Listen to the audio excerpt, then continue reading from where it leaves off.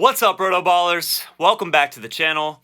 I'm Jorden Hill, and it's that time of the week where we take a look at the players that were disappointing from a fantasy perspective in week 4, or maybe haven't lived up to the hype all season long, and discuss what actions we need to take going forward. Starting it off with a few running backs, Jamir Gibbs hasn't been the fantasy force that many people expected that he would be, and that was especially the case in week 4, when David Montgomery received 34 total touches, went off for over 100 yards, and found the end zone 3 times.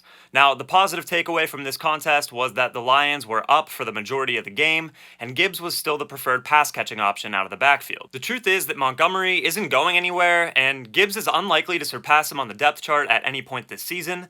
It doesn't make him a must-bench fantasy player by any means. He still offers a good bit of upside in PPR formats, but just know that you're probably not going to get the top 15 fantasy back that a lot of people hoped for coming into the season. Next, let's talk about Miles Sanders.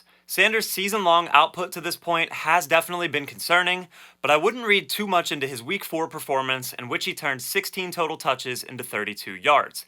Sanders was limited by a groin injury throughout the week, and I think that's why he was outsnapped by Chuba Hubbard in this one. I would expect Sanders' involvement to increase in the coming weeks. He has been utilized as a receiver, and if you're relying on him for fantasy, you're probably just hoping that Bryce Young and this Carolina offensive line improves over the course of the season.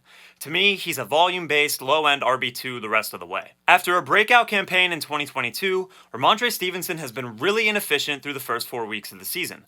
Reports came out early on Sunday that Ezekiel Elliott would get starter reps against his former team, but this didn't really happen, and Stevenson still clearly operated as the RB1 in New England. Maybe Zeke's role expands as the season goes on, especially if Stevenson continues to struggle, but we know the Patriots don't have a strong receiver core, and Stevenson is a talented pass catcher, so I think they're going to have a hard time keeping him off the field in competitive contests. With that being said, like Gibbs and Sanders before him, you obviously can't cut Stevenson, and although there's another really tough matchup against New Orleans on tap for next week, his schedule really opens up after that, so I do think brighter days are ahead. At the wide receiver position, let's start with a 2-for-1 with Chiefs wideouts Kadarius Toney and Sky Moore.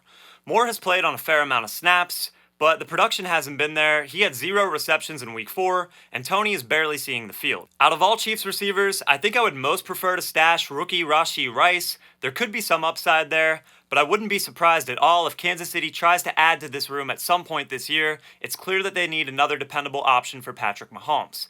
In most 12-team formats, I'm totally comfortable moving on from both Toney and Moore. Now let's talk about Jalen Waddle. Waddle has been relatively quiet so far in 2023, as he hasn't surpassed 4 receptions in any of his 3 games played.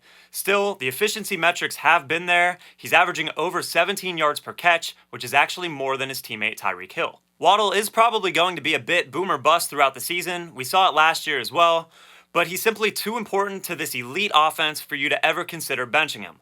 Keep him locked into your lineup. He's definitely due for a big game. At tight end, we have George Kittle, who put up a dud in week 4. He's busted in 3 out of his 4 games, and you shouldn't panic at all. This was the Christian McCaffrey show against Arizona on Sunday, and although a player as talented as CMC is going to take away production from everybody else, Kittle is still really likely to finish as a top 5 fantasy tight end on the season. If you have another option that's producing that you would even consider starting over Kittle, I think you would be wise to trade one of the 2 away. To recap, I think expectations need to be lowered for Jamir Gibbs, Miles Sanders, and Ramondre Stevenson, but all 3 should be viable fantasy options moving forward, with Stevenson being the one I'm most optimistic about. Chiefs receivers Kadarius Toney and Sky Moore have been far too unreliable to touch a starting fantasy lineup, and I think they can be safely dropped in most leagues.